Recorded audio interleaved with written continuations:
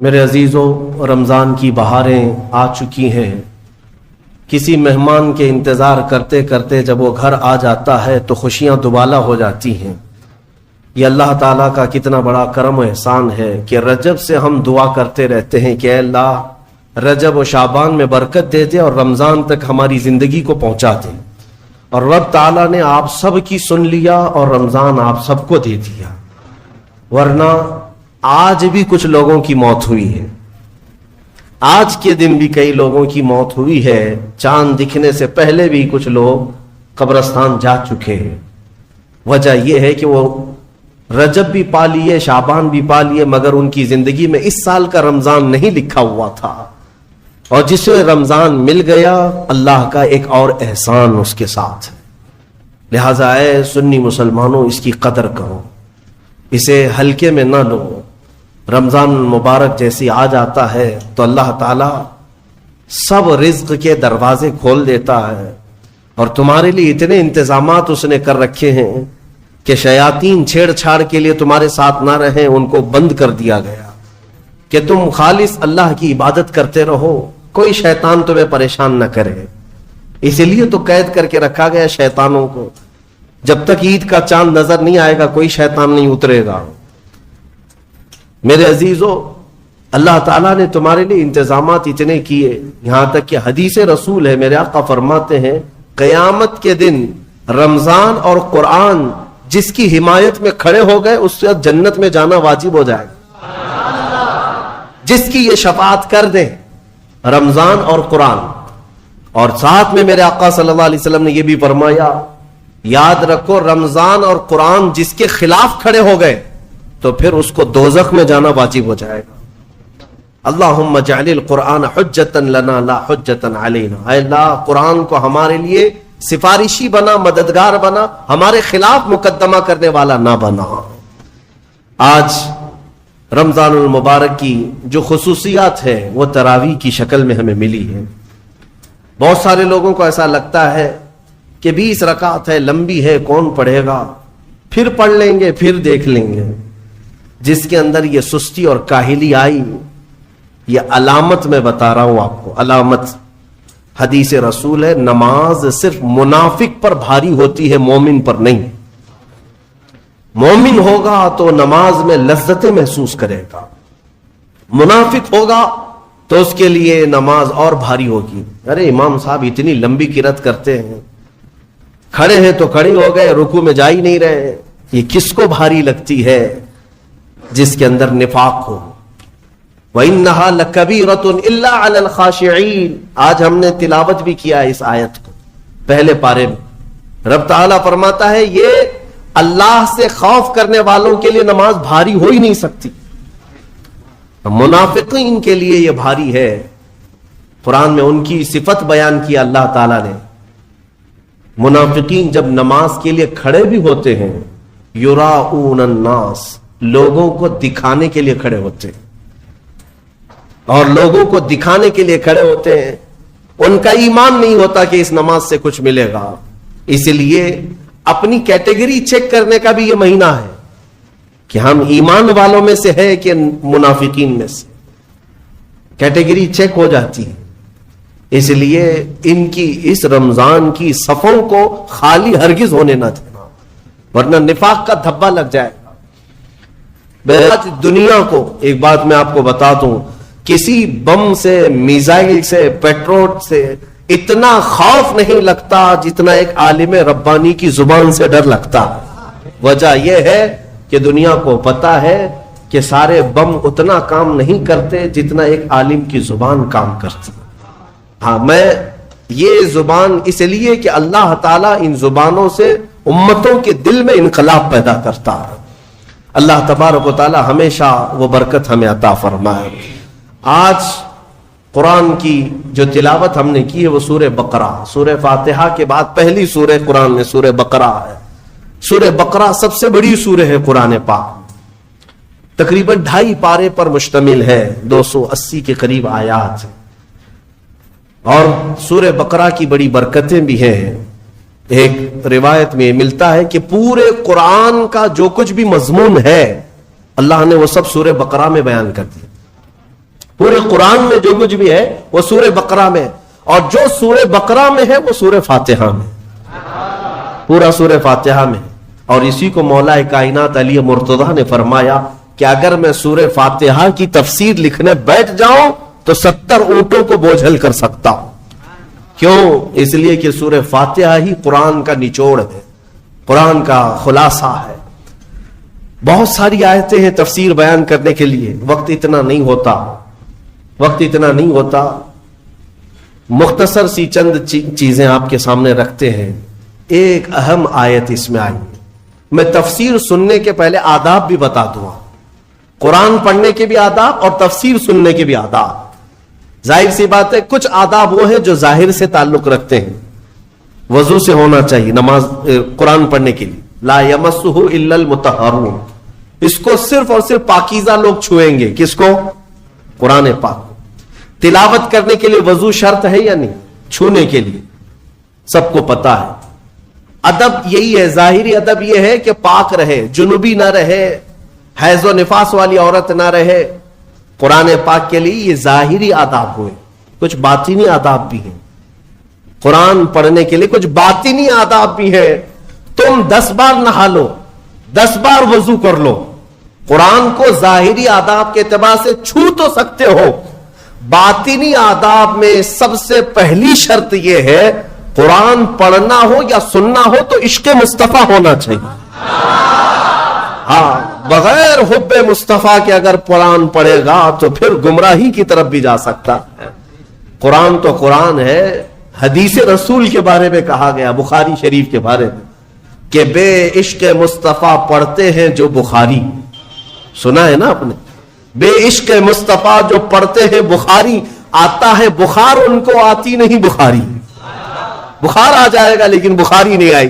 جب بخاری کے لیے عشق مصطفیٰ ضروری ہے تو پھر قرآن کے لیے کتنا ہے۔ اس لیے سب سے پہلی چیز میں آپ کو یہ بتا دوں، قرآن پڑھنا ہے یا سننا ہے، عشق مصطفیٰ شرط ہے، شرط ہے۔ محمد کی محبت دین حق کی شرط اول ہے، اسی میں ہو اگر خامی تو سب کچھ نامکمل ہے۔ قرآن کی ایک آیت سنا ہوگا نا آپ نے، لقد جاءکم من اللہ نور، قد جاءکم من اللہ نور و کتاب مبین، مشہور آیت ہے۔ اللہ فرماتا ہے بے شک اللہ کی طرف سے ایک روشن کتاب، قد جاءکم من اللہ نور و کتاب مبین، بے شک اللہ کی طرف سے ایک نور آیا اور ایک روشن کتاب، ایک نور آیا اور ایک روشن کتاب۔ توجہ چاہتا ہوں، کیا چیزیں آئی اللہ کی طرف سے؟ ایک نور آیا اور ایک روشن کتاب۔ نور کون ہے سنیوں کو سمجھانے کی ضرورت نہیں، دوسرے لوگ تعویل کرتے ہیں نور سے مراد وہ ہے، نور سے مراد یہ ہے۔ ہم تو کہتے ہیں صبح طیبہ میں بٹتا باڑا، صدقہ لینے نور کا آیا ہے تارا۔ ارے ہمارا مزاج تو یہ ہے، بریلی کے امام نے ہمیں یہ سمجھایا ہے، وہی تو جوبن ٹپک رہا ہے، وہی تو جوبن ٹپک رہا ہے، وہی تو اب تک چھلک رہا ہے۔ نہانے میں جو گرا تھا پانی کٹورے تاروں نے بھر لیے تھے۔ یعنی یہ ستاروں کی جو چمک ہے نا، تم کیا سمجھتے ہو؟ سائنٹیفک اعتبار سے کہتے ہیں کہ سورج کی روشنی کھینچ کر رات کو تارے چمکتے ہیں۔ ہم نے سوال کیا پھر سورج کس کی روشنی کھینچتا ہے؟ سورج کس کی روشنی کھینچتا ہے؟ وہ روشنی سمجھنے کے لیے بریلی کے امام کی زبان میں پڑھنا پڑے گا، سورج ہو کہ چاند ہو۔ اعلیٰ حضرت فرماتے ہیں کہ اتار کر ان کے رخ کا صدقہ، اتار کر ان کے رخ کا صدقہ، وہ بٹ رہا تھا نور کا باڑا، اچھل اچھل کر جبی، یہ چاند و سورج اچھل اچھل کر جبی کی خیرات مانگتے تھے۔ معراج کی شب میں چاند سورج اچھل اچھل کر جبی کی خیرات مانگتے تھے کہ اللہ یہ تیرے حبیب کا جو اترن ہے، نہانے میں جو گرا ہے اور پیشانی مبارکہ سے جو پانی ٹپکا ہے، چاند کہتا ہے وہ میری جھولی میں دے دیا جائے اور سورج کہتا ہے میری جھولی میں دے دیا جائے۔ جو بات میں عرض کر رہا ہوں وہ یہ ہے کہ قرآن میں اللہ نے کیا فرمایا؟ بے شک اللہ کی طرف سے تمہارے پاس کیا آیا؟ ایک نور آیا اور دوسرے روشن کتاب۔ جس کو ہم نے آج پڑھا وہ روشن کتاب، تراویح میں جو پڑھا وہ کون سی کتاب ہے؟ روشن کتاب۔ روشن ہی ہے حقیقت میں، جو پڑھتا ہے وہ بھی روشن ہوتا. روشن کتاب آئی اور ایک نور آیا، دونوں کا کیا کمبینیشن ہے، دونوں کا کیا تعلق ہے؟ اللہ کی طرف سے ایک نور آیا اور ایک روشن کتاب. یہاں اگر ایسا ہوتا کہ بے شک اللہ کی طرف سے کتاب آئی اور ایک نور آیا، نہیں، اللہ کی طرف سے ایک نور آیا پھر روشن کتاب. پتہ یہ چلا لائٹ سب بند کر دیں اور کتاب کھولیں، کیا پڑھ پاؤ گے؟ پڑھ پاؤ گے؟ ساری لائٹ میں بند کرتا ہوں، تمہارے سامنے کتاب رکھتا ہوں، پڑھو، کچھ نہیں پڑھ پاؤ گے. ادھر سے ادھر انگلیاں پھیر سکتے ہو، پڑھنے کے لیے روشنی ہونا یہ ضروری ہے. بغیر روشنی کے کتاب نہیں پڑھی جا سکتی. اسی لیے آیت میں اللہ نے فرمایا بے شک اللہ کی طرف سے پہلے کیا آیا؟ نور آیا، پھر کیا آئی؟ روشن کتاب. اب اس روشن کتاب کے لیے یہ کرنٹ والی لائٹ نہیں، نور مصطفیٰ کی روشنی ضروری ہے. جب نور مصطفیٰ میں پڑھو گے تو اس کتاب سے ہدایت بھی پاؤ گے. الحمدللہ اہل سنت و جماعت کے حصے میں وہ ہدایت آئی کہ ہم عشق مصطفیٰ کی زبان میں قرآن پڑھتے ہیں. الحمدللہ. آج بہت ساری باتیں تھی لیکن ایک آیت کی طرف میں لے جاتا ہوں. کچھ لوگوں کو قرآن سے ایسی ایسی چیزیں نکالنے کی عادت ہے کہ کہیں حضور کی شان میں کچھ کمی نظر آ جائے کہ حضور پاک صلی اللہ علیہ وسلم کو یہ نہیں تھا، وہ نہیں تھا، ان کو وہی چیزیں ملتی ہیں. حالانکہ قرآن کا مفہوم وہ نہیں ہے، سمجھ کا ان کے قصور ہے. عربی سے نابلد ہے، ناشنا ہے، کچھ بھی اٹکل پچھو مار کے ترجمے میں گمراہ ہو جاتے ہیں. لیکن قرآن نے آداب سکھائے. توجہ چاہتا ہوں. آج ہم نے ایک آیت پڑھی ہے سورہ بقرہ میں. اللہ تعالیٰ فرماتا ہے یا ایھا الذین آمنوا لا تقولوا راعنا وقولوا انظرنا واسمعوا وللکافرین عذاب الیم. اے ایمان والو راعنا مت کہو، راعنا مت کہو. کیا مطلب ہے اس کا؟ تھوڑا سا عربی میں سمجھا دوں. ہوتا یہ تھا کہ رسول پاک صلی اللہ علیہ وسلم جب مجلس میں صحابہ کو درس دیتے، کوئی بات اگر کسی صحابی کو سمجھ میں نہ آتی تو وہ یوں کہتے راعینا یا رسول اللہ. آپ کہتے نا پارڈن می، پارڈن می. ایک ٹیچر کو کہا جاتا ہے کہ دوبارہ ارشاد، دوبارہ ارشاد. کیوں؟ کہ آپ دوبارہ بیان فرمائیں تاکہ میں اور سمجھ سکوں. تو صحابہ کیا کہتے تھے؟ راعینا یا رسول اللہ. اے اللہ، اے رسول اللہ، ہماری رعایت کر دیجئے تھوڑی سی، یعنی ہم جلد نہیں سمجھ پائے، اور ایک بار بیان کر دیجئے. لیکن اسی زمانے میں راعینا صحابہ کس نیت سے کہتے تھے؟ اے اللہ کے رسول ہماری رعایت کیجیے. اسی زمانے میں یہودیوں کی زبان میں راعینا کا ترجمہ غلط تھا. راعینا کا مطلب ہوتا تھا ہمارا چرواہا، ہمارا چرواہا. تو ہوتا یہ تھا کہ صحابہ کہتے تھے راعینا یا رسول اللہ، ہماری رعایت کر دیجئے اے اللہ کے رسول. یہودی جو سنتے تھے تو مذاق اڑاتے تھے. دیکھو مسلمانوں کو اپنے ہی نبی کو اپنا چرواہا کہتے ہیں، اپنے ہی نبی کو اپنا چرواہا کہتے ہیں. وہ ٹھٹا مار کر کے ہنستے تھے، مذاق اڑاتے تھے. لیکن مجھے بتاؤ میرے عزیزو، کسی صحابی کے دل میں یہ نیت تھی؟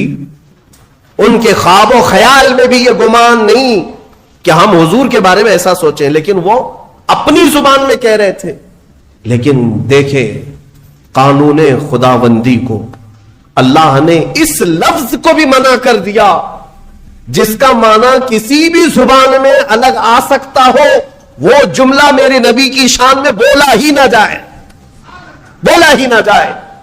اور عام لوگوں کو نہیں، امت میں اگر سب سے اچھے لوگ کوئی تھے تو رسول کے صحابہ تھے. ان کو اللہ نے تنبیہ کرتے ہوئے فرمایا اے ایمان والو، آج کے بعد سے راعینا نہ کہو. جب اگر دوبارہ کہنے کی بات آئے حضور کی بارگاہ میں تو کیا کہو؟ اللہ نے وہ بھی سکھایا. کہو وقول انظرنا، یوں کہو نظر کرم فرمائی. اللہ نظر کرم فرمائیے. ایسا لفظ استعمال کرو نبی کی بارگاہ میں جس کا کوئی بھی کوڑھی دوسرا ترجمہ کر بھی نہ سکے. کوئی بھی دل کے کوڑ والا مریض جو گستاخ ہے، بغض رکھتا ہے، عداوت رکھتا ہے، وہ ایسا تصور بھی نہ لا سکے. عزیزان گرامی، صحابہ کو جب یہ تنبیہ کر دی گئی تھی اب ہمارا اور تمہارا حال کیا ہے؟ بعض ایسے لوگ ہیں جو نبی پاک صلی اللہ تعالی علیہ وسلم کے لیے،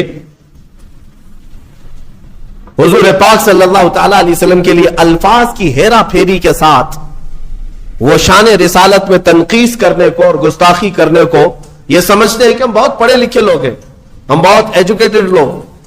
صحابہ کو جب یہ تنبیہ کر دی گئی کہ آپ رائنا نہیں کہیں گے آج کے بعد، اور اتنا ہی نہیں بلکہ آگے یہ بھی تنبیہ کر دیا رب تعالیٰ نے، وَقُولُوا انظُرْنَا وَاسْمَعُوا، یہ کہنے کی ضرورت بھی کیوں آئے گی؟ غور سے سنا کرو، جب نبی بیان کرے تو غور سے سنا کرو۔ صحابہ کو اتنی تنبیہ ہے۔ دوسری آیتیں ہیں سورہ حجرات کی، وہ پڑھیں گے تو عش کر جائیں آپ۔ مولا فرماتا ہے لا ترفعوا اصواتکم فوق صوت النبی، تم میں سے کوئی بلند آواز سے نبی کی بارگاہ میں بات بھی نہ کرے۔ صحابہ کو کہا گیا۔ یہ بھی آیت کس کے لیے اتری تھی؟ ایک صحابی تھے جن کو سنائی کم دیتا تھا، حضرت قیس۔ کم سنائی جس کو دیتا ہے نا وہ بلند آواز سے بات کرتا ہے، تجربہ معلوم ہوگا آپ کو۔ جس کو کم سنائی دیتا ہے وہ اونچا بولتا ہے۔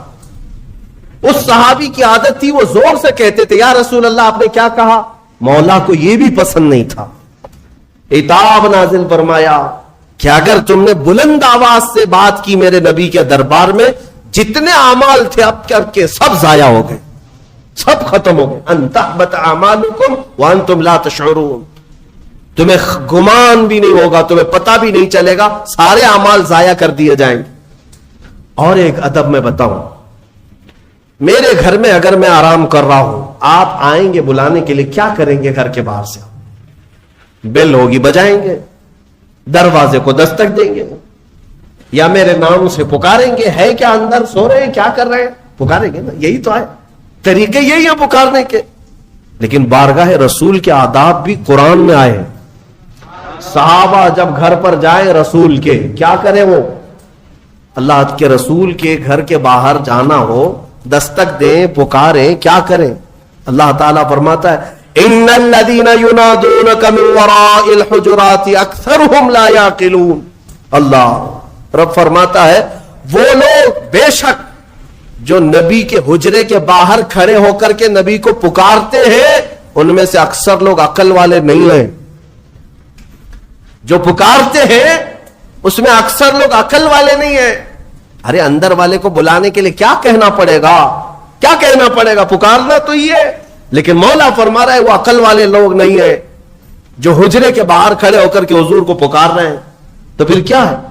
قرآن سکھاتا ہے وَلَوْ أَنَّهُمْ صَبَرُوا حَتَّى تَخْرُجَ إِلَيْهِمْ لَكَانَ خَيْرًا لَهُمْ۔ رب فرماتا ہے ادب یہ ہے لوگوں کو چاہیے کہ وہ دروازے کے باہر جا کر خاموش کھڑے رہے، میرا رسول خود باہر ہے۔ ارے نادانوں پوچھو، رسول دروازے بند اندر بیٹھ کر باہر کون کھڑا ہے کیسے جانتے ہیں؟ یہی عقیدہ بریلی کے امام نے ہمیں دیا۔ اور کوئی غیب کیا تم سے نہاں ہو بھلا، جب نہ خدا ہی چھپا۔ رسول پاک کو خبر تو ہے کہ دروازے کے باہر کون کھڑا ہے، اسی لیے قرآن کہہ رہا ہے جاؤ تو ہاتھ باندھ کر کھڑے رہو، بس میرا رسول خود ہی باہر ہے۔ پکارنے کے لیے ہم اور آپ ہیں، ہم مجھے پکارو، ہو سکتا ہے مجھے پتہ ہی نہیں باہر کون ہے، لیکن رسول کے لیے نہیں۔ ایک صحابی آئے، وہ دعا کرانے کے لیے آئے تھے، گھر سے غریب تھے، تنگ دست تھے، ان کے ماں باپ کا انتقال ہو گیا تھا۔ یہ سوچ کر کے گھر سے نکلے آج میرے والدین کی مغفرت کی دعا کراؤں گا اور میری غریبی دور ہو جائے، تنگ دستی دور ہو جائے، اس کے لیے حضور سے سفارش کروں گا۔ آئے لیکن دیکھا مجمع ایسا حضور کو سمیٹے بیٹھا ہے، بڑے بڑے صحابہ سامنے، ان کو جانے کی ہمت نہیں ہوئی، دور بیٹھے رہ گئے۔ عصر سے مغرب تک انتظار کیا، موقع نہیں ملا۔ مغرب کی اذان ہوئی، نماز کے لیے میرے آقا تشریف لائے۔ نماز کے بعد پھر حضور بیٹھے، لیکن بڑے بڑے صحابہ نے گھیر لیا۔ یہ غریب صحابی تھے، دور کھڑے رہ گئے، کہاں پھلان پھلان کر کے جاؤں گا، پیچھے کھڑے رہے۔ عشاء کی اذان ہو گئی، عشاء تک موقع نہیں ملا، عشاء کی نماز پیچھے پڑے، اور عشاء کے بعد میرے آقا صلی اللہ علیہ وسلم سیدھے اپنے گھر میں جاتے تھے، اب بیٹھک نہیں ہوتی تھی۔ اب عشاء کی نماز کے بعد حضور اپنے حجرے کی طرف نکلے۔ یہ صحابی کہتے ہیں میں نے سوچا موقع تو آج دن بھر نہیں ملا، ہاتھ باندھے پیچھے پیچھے چلتے رہے۔ حضور اپنے دروازے پر پہنچ گئے اور پیچھے مڑ کر کہتے ہیں جا اللہ تیری غریبی دور کرے، تیرے ماں باپ کی مغفرت کرے۔ کس نے کہا میرے نبی سے؟ کس نے کہا؟ میرے عزیزو، اسی لیے تو ہمارا عقیدہ یہ ہے کہ وہ دلوں کی بھی سنتے ہیں، اس کی بھی سنتے ہیں جسے بولنا نہیں آتا۔ وہ لکڑیوں کی جب سنتے ہیں، ہرن کی جب سنتے ہیں، تو امتیوں کی کیوں نہیں سنیں گے؟ ہم یہاں سے پکارے، وہ وہاں سے سنے، مصطفیٰ کی سماعت پہ دور و نزدیک کے سننے والے وہ کان لالے کرامت پہ۔ اسی لیے سنیوں میں کہتا ہوں کہ تفسیر بھی سننا ہو تو عشق مصطفیٰ کے ساتھ سن۔ مزہ ہی کچھ اور ہے کہ اپنے نبی کو چھوڑ کر محفل کون سی ہوتی ہے؟ رسول جس محفل میں نہ ہو تو محفل کہاں ہے؟ اسے محفل نہیں کہا جاتا۔ بلے شاہ میاں رحمت اللہ علیہ بڑے صوفی بزرگ ہیں، وہ کہتے ہیں جس دل میں حضور کی یاد نہ ہو اس دل میں کتے بستے ہیں، کتے ہوتے ہیں، جانور بستے ہیں۔ حقیقت ہے دل اسی کو کہتے ہیں جس میں حضور کی یاد آئے۔ دل ہے وہ دل جو تیری یاد سے معمور رہا، سر ہے وہ سر جو تیرے نام پہ قربان۔ ہاں، دل اور سر وہی ہے جو حضور کے لیے ہو، حضور کے لیے نہ ہو تو پھر یہ کدو کا ایک ٹکڑا ہے اور دل جو ہے سینے کے اندر وہ گوشت کا ایک چھتڑا ہے اور کچھ نہیں۔ ہاں، بس ان کی حیثیت اتنی ہے، دونوں کندھوں کے بیچ میں ایک کدو کا ٹکڑا ہے اور سینے کے اندر گوشت کا ایک چھتڑا ہے۔ اسے دل مت کہنا اور اسے سر مت کہنا۔ دل کہنے کے لیے ضرورت اس بات کی ہے کہ دیکھو پہلے اس میں حب مصطفیٰ ہے یا نہیں۔ سر کہنے کے لیے ہر ایک کو سر مت کہنا، بلکہ اعلیٰ حضرت فرماتے سر صرف وہی ہے جو ان کے قدموں پہ قربان ہونے کو تیار ہے، وہی سر ہے۔ بہرحال آج کی اس تفسیر میں ہم نے بارگاہ رسول کا ادب پڑھا، اسی لیے اے میرے عزیزوں، حضور پاک صلی اللہ تعالی علیہ وسلم کو چھوڑ کر دنیا کا کوئی علم نہیں ہے، کوئی علم نہیں۔ واللہ اعلیٰ حضرت فرماتے ہیں ذکر خدا بھی جو ہے اللہ کا ذکر کرنے کے لیے جب بھی کھڑے ہوں گے، اگر اس میں مصطفیٰ کا ذکر نہیں آیا تو اسے ذکر خدا کہا ہی نہیں جائے گا، ذکر خدا ہے ہی نہیں۔ ذکر خدا جو ان سے جدا چاہو نہ جدیو، واللہ ذکر حق نہیں کنجی سقر کی ہے۔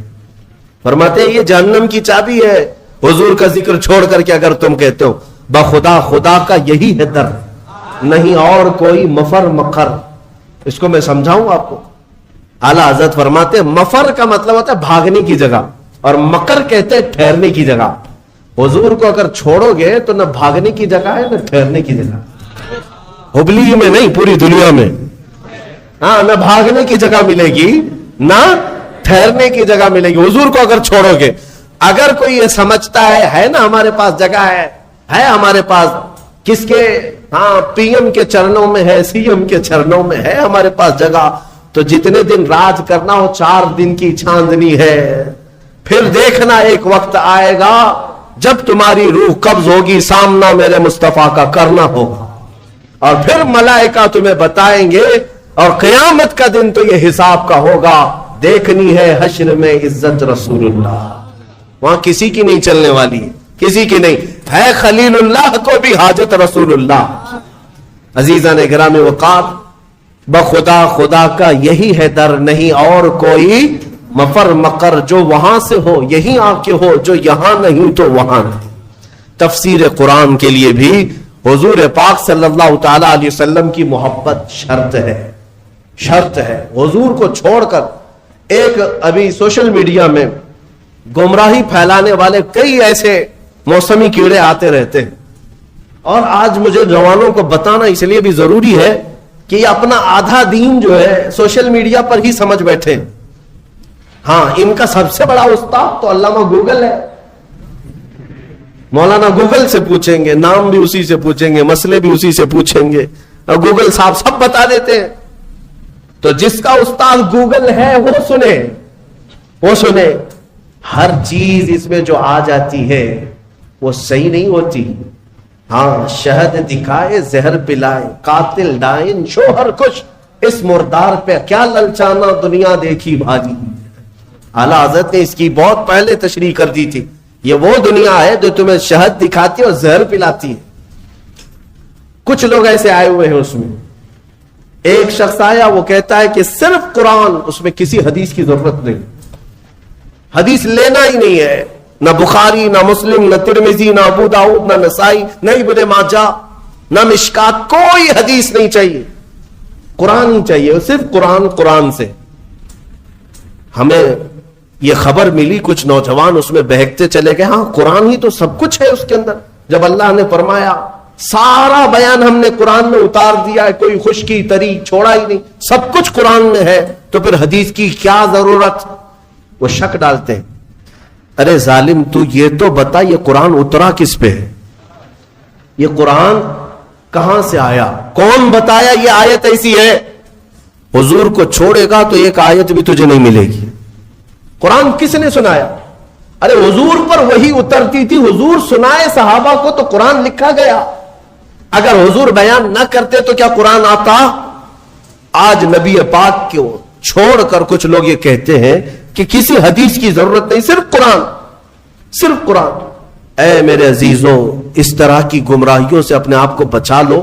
میں حدیث میں یہ بھی بتا دوں، حضور پاک صلی اللہ علیہ وسلم نے یہ بھی بشارت 1400 سال پہلے دی، فرمایا ایک زمانہ تم پر آئے گا، ایک شخص آئے گا جو تکیے پر ٹیک لگا کر بیٹھا رہے گا اور پھر لوگوں سے کہے گا کہ صرف قرآن ہی کافی ہے، کسی حدیث کی ضرورت نہیں۔ حضور نے 1400 سال پہلے بتایا، 1400 سال پہلے حضور نے آگاہ فرمایا کہ ایسی گمراہ لوگوں سے، اور حضور نے یہ بھی فرمایا یہ وہ لوگ ہیں جن کے لیے قرآن حلق سے نہیں اترتا، انہیں قرآن کی سمجھ نہیں ہے، لیکن وہ قرآن کے ذریعے پوری دنیا کو گمراہ کرنے کی کوشش کرتے۔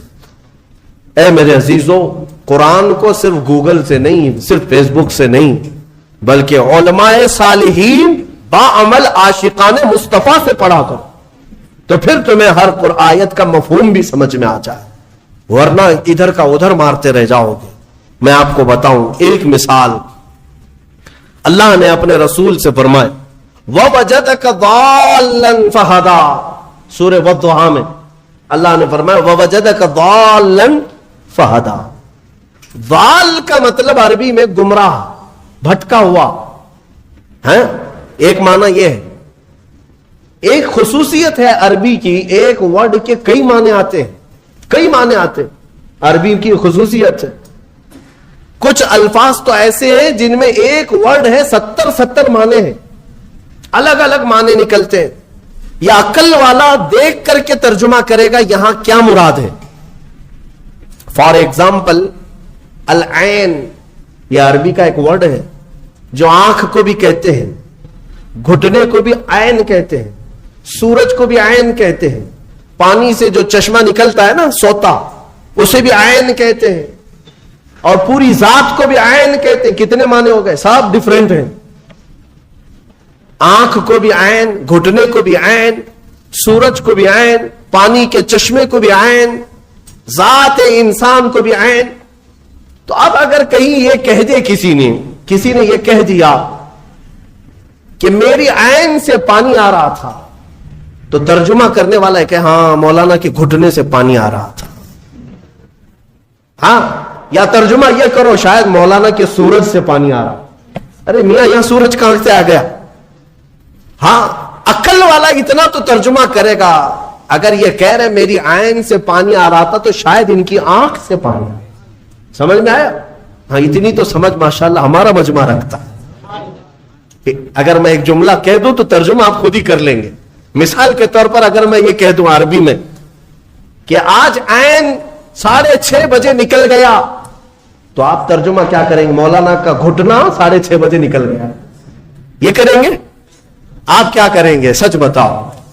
سورج، الحمدللہ، یہ عقل ہے، یہ اتنی سمجھ ہے کہ سورج آج 6:30 بجے نکل گیا، یہ مطلب ہے۔ لیکن آؤ، جس کی مت ماری جاتی ہے، جس کے اندر عشق مصطفیٰ نہ ہو، کوڑ ہو، وہ ایسی ترجمے کرتا ہے۔ ضال کا مطلب ہوتا ہے راستہ چھوڑا ہوا، بھٹکا ہوا، لیکن کچھ اچھے معنی بھی آتے ہیں اس کے، کچھ اچھے معنی بھی آتے ہیں، لیکن اچھے مکھی کو کہاں نظر آتے ہیں؟ وہ جسم میں جہاں زخم ہوگا وہیں بیٹھے گی نا، زخم جہاں دیکھتی وہاں بیٹھے گی، کیونکہ مکھی کو پیپ پینے کا شوق ہے، خون پینے کا شوق، اچھی جگہ نہیں بیٹھتی۔ بہرحال بلا تشبیہ و بلا تمثیل، حضور پاک صلی اللہ علیہ وسلم کو جب اللہ نے فرمایا وَوَجَدَكَ ضَالًّا فَهَدَىٰ، اے محبوب ہم نے آپ کو ضال پایا، تو کچھ لوگوں نے یہاں یہ تیر مار دیا، اے رسول ہم نے آپ کو بھٹکا ہوا پایا تو اب ہدایت دے دیا، آپ کو گمراہ پایا تو ہدایت دے دیا۔ ظالموں، اگر رسول ہی گمراہ ہے تو پھر امت کو کیا ہدایت دے؟ وہ خود بھٹکے ہوئے اگر تھے تمہارے ترجمے کے حساب سے۔ بے عشق مصطفیٰ جب اس طرح کی تک بندیاں کرو گے، تیر مارو گے تو یہی ہوگا۔ ان سے جا کر پکڑ کر کوئی پوچھے کہ رسول گمراہ کب تھے کہ اللہ نے انہیں ہدایت دیا؟ اگر وہ بھٹکے ہوئے تھے، گمراہ تھے اور اللہ نے ان کو ہدایت دیا تو ہمارا عقیدہ ہی ختم ہو گیا کہ رسول معصوم ہوتے ہیں، عقیدہ ہی ختم ہو جائے۔ اسی لیے پھر ایسے جملوں کو سمجھنے کے لیے عشق کے امام کے دربار میں جانا ہو، جو حضور کی محبت بھی رکھتا ہو۔ اور وہ بریلی کے امام کی بارگاہ میں جب ہم پہنچتے ہیں وَوَجَدَكَ ضَالًّا فَهَدَىٰ کا کیا مطلب نکلتا ہے، تو وہ عشق میں ڈوبی ہوئی زبان سے کہتا ہے اے محبوب ہم نے آپ کو اپنی محبت میں خود رفتہ پایا تو اپنی طرف راستہ دے دیا۔ کیا ترجمہ ہے؟ خود رفتہ کا مطلب کیا ہوا؟ محبوب کو ڈھونڈنے کے لیے کبھی کوئی ادھر جا رہا ہے کبھی ادھر جا رہا ہے، اس کو بھٹکا ہوا نہیں کہتے، اپنے محبوب کو تلاش میں سرگرداں ہے۔ ترجمہ کا حق بھی ادا کیا اور بارگاہ رسول کا ادب بھی محفوظ ہے۔ اس لیے میں کہتا ہوں کہ پہلے نور کی ضرورت ہے پھر روشن کتاب۔ اگر نور نہ ہو تو روشن کتاب نہیں نظر آئے گی۔ اس لیے نور مصطفیٰ کا واسطہ ضروری ہے، حوالہ ضروری ہے۔ انشاءاللہ اس بار ہم جو بھی تفسیر کریں گے وہ نور مصطفیٰ کی برکت سے کریں گے انشاءاللہ، اور ہم کوشش یہ کریں گے کہ کوئی تفسیر ہماری ذکر مصطفیٰ سے خالی نہ ہونے پائے، کوئی تفسیر ہماری، کوئی مجلس اور کوئی محفل ہماری ذکر مصطفیٰ سے خالی نہ ہونے پائے، اس لیے کہ ہمیں جو کچھ بھی ملا ہے یا رسول اللہ وہ تمہاری بدولت ملا ہے، اور اگر ہماری زبانیں تمہارا ذکر نہ کرے تو پھر یہ زبان کس کام کی ہے؟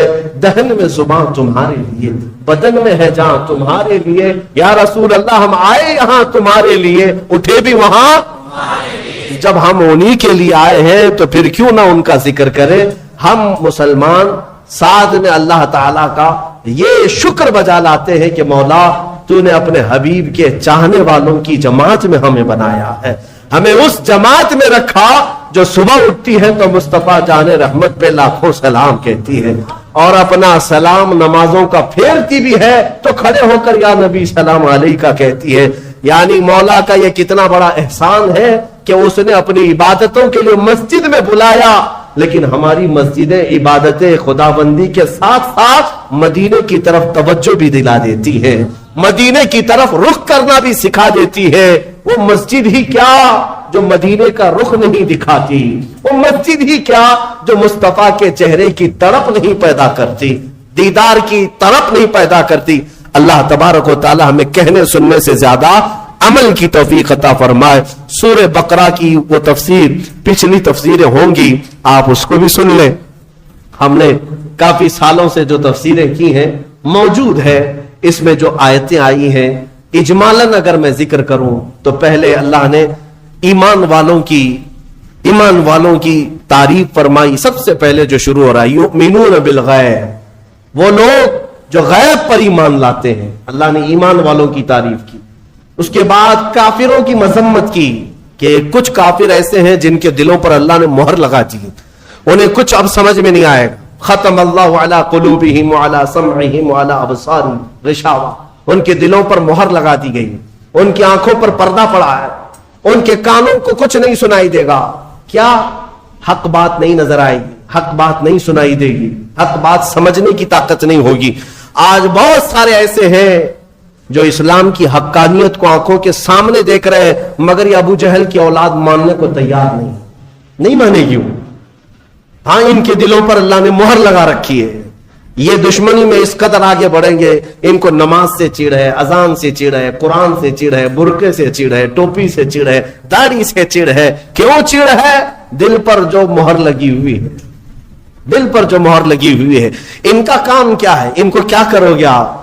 بعض لوگ ابھی یہ سوچتے ہیں, ہمیں بھی کہتے ہیں کہ مولانا ہو سکتا ہے کچھ تقریروں سے وہ پلٹ جائیں, جن کو اللہ نے مہر لگا کے رکھا ہم کیا پلٹیں اس. اللہ نے اپنے رسول سے کہا انک لا تسمع الموتى, اے رسول ان مردوں کو آپ سنا نہیں سکیں گے. ان کو اللہ نے مردہ فرمایا. جو دشمنی میں جل رہا ہے اسے چھوڑ دے, اسے چھوڑ دے, ان قریب اللہ کی پکڑ میں وہ گرفتار ہوگا. ہاں اگر انجانے میں کوئی بھٹکا ہوا ہے تو اس کو ہدایت دینے کے لیے کوشش ضرور کرنی چاہیے. تو جن کے دلوں پر مہر لگا ہے ان کا کوئی سروکار نہیں, نہ قرآن سے, نہ حدیث سے, نہ ہماری تقریروں سے, نہ نماز. تیسری ایک جماعت ہے جس کی مذمت میں اللہ نے 13 آیتیں نازل کی. 5 آیتیں مومنوں کی شان میں, 2 آیتوں کافروں کے لیے, 13 آیتیں ایک جماعت کے لیے آئی. وہ کون سی جماعت ہے میاں؟ مذبذبین بین ذالک لا الہ ہؤلاء ولا الہ ہؤلاء. قرآن کہتا ہے یہ وہ ہے جو مومنوں میں بھی نہیں ہے, کافروں میں بھی نہیں ہے, نہ ادھر کی ہے, نہ ادھر کی ہے, ادھر کی ہے. اعلیٰ حضرت نے بھی فرمایا نہ ادھر کی ہے نہ ادھر کی ہے بلکہ ادھر کی ہے. یہ منافقین کی جماعت ہے. منافقین کی مذمت میں اللہ نے 13 آیتیں بیان کی اور اللہ نے ان کی سب صفتیں بیان کی ہے. کیا کیا کر, جب مال ملنے لگتا ہے تو کہتے ہیں ارے یہی تو حق مذہب ہے, ہاں اسی میں چلنے لگ جاتے ہیں, دوڑنے لگ جاتے ہیں.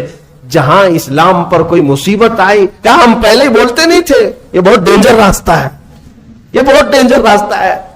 ہاں ہم سے بہت سارے لوگ یہ کہیں گے ابھی اچھا چل رہا ہے, ارے مولانا کیا کہتے ہیں آپ, بہت اچھا ہے, بہت اچھا ہے. اور کبھی اگر ہمارے اوپر کوئی پکڑ آئی یا کوئی مصیبت میں نازل آئے, ہم پہلے ہی کہتے تھے مولانا بہت بولتا تھا, پہلے ہی بولتے تھے ہم, کیا ضرورت تھی, گھر میں بیٹھنا چاہیے تھا. مدینے کے کچھ منافقین جنگ احد کے بارے میں بھی ایسے ہی کہنے لگے. جب مسلمانوں کو شکست ہوئی جنگ احد میں تو واویلا مچائے, ہم پہلے ہی بولتے تھے نہیں جانا چاہیے تھا, ارے اپنے پاس اتنا ہتھیار نہیں, کچھ نہیں ہے, کیا ضرورت تھی جانے کی. یہ منافقین کی جماعت, ان کی اللہ نے صفات بھی قرآن میں بیان کر دی. اور میں کہتا ہوں میرے عزیز, میں نے اپنی ایک تفسیر میں کہا بھی تھا یہ چوہے ہیں, چوہے اپنی جماعت میں یہ چھپے ہوئے چوہے ہیں. یہ غدار لوگ جو ہوتے ہیں یہ کرتے کیا ہیں, سیم چوہا, چوہا گھر میں جو رہتا ہے نا چھوٹا ہوتا ہے لیکن بڑی بڑی تار کاٹ دیتا ہے. کبھی کرنٹ کی تار کاٹ دیا, کبھی گیس کی پائپ لائن کٹ کر دیا, کرنٹ کی تار کھا جاتا ہے تو بجلی سپلائی بند, لائٹ بھی نہیں چل رہی, کچھ بھی نہیں ہو رہا. اور گیس کی پائپ کھا جاتا ہے کبھی تو گیس لیک ہو جائے, گھر بھی جل سکتا ہے.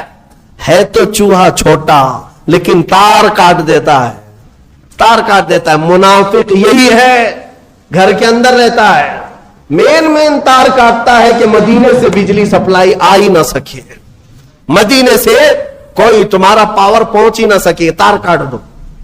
مومنوں کو اسلام سے جڑی ہوئی جو شناختیں ہیں یہ کاٹ دیتا ہے.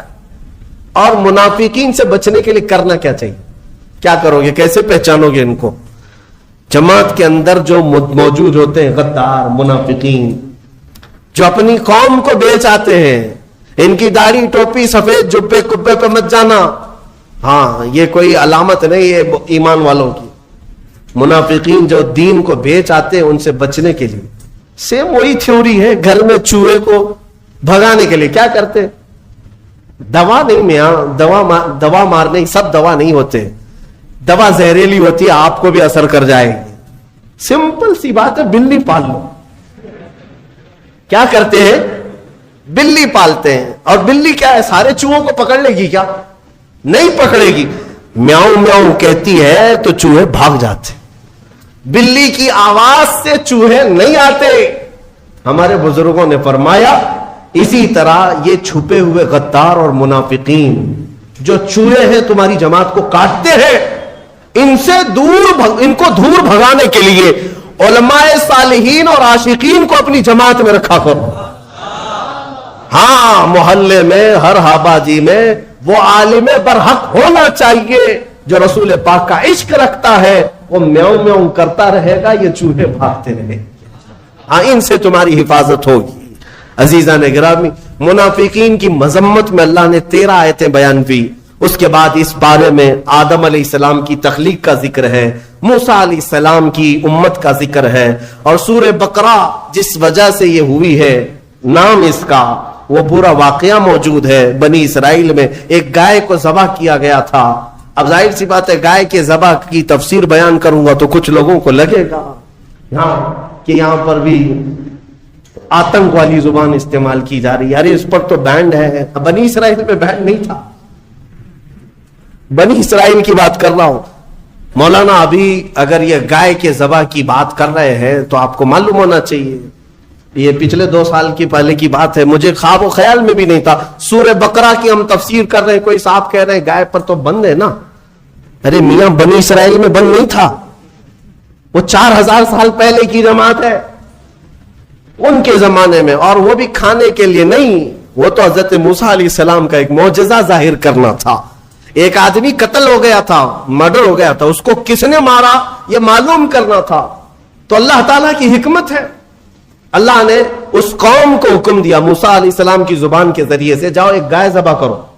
اور وہ گائے بھی کیسی، جو کسی کھیت میں نہ جوتی ہو، نہ کسی نے اس کو خود سے پالا ہو، وہ اپنے آپ سے پلی ہو، اور کلر بھی اس کا نہ سفید نہ کالا بلکہ پیلے کلر کی ہو، بچی بھی نہ ہو بوڑھی بھی نہ ہو، بالکل جوان ہو۔ ایسی گائے کہاں ملے گی؟ بنی اسرائیل ڈھونڈ ڈھونڈ کر کے لائے، وہ بھی بڑی قیمت میں۔ کتنی قیمت؟ گائے کے وزن کے برابر سونا اور چاندی دے کر ایسی گائے لے کے آئے۔ یہ تفصیلی واقعہ ہے۔ اس گائے کو ذبح کر کے اس کی دم لے کر وہ مرے ہوئے آدمی کو مارا گیا، وہ زندہ ہو گیا، اور اس نے بتایا مجھے کس نے قتل کیا، میرے چچیرے بھائی نے مجھے مارا مال کی لالچ میں، اور وہ زندہ ہوا، بتایا اپنے قاتل کو، اور پھر مر گیا۔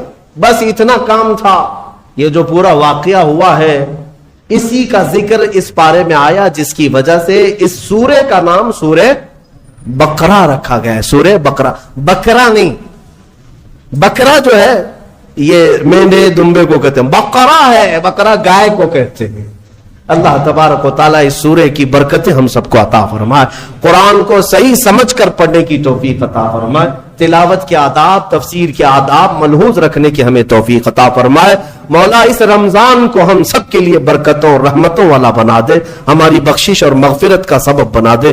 وآخر دعوانا ان الحمد للہ رب العالمین۔